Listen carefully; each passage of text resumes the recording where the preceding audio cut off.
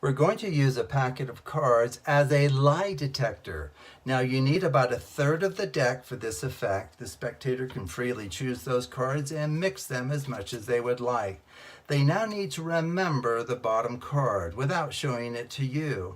You're simply going to spell out your card is the YOURCARDISTHE. Your card is the, what's your 2 of clubs? Are you sure?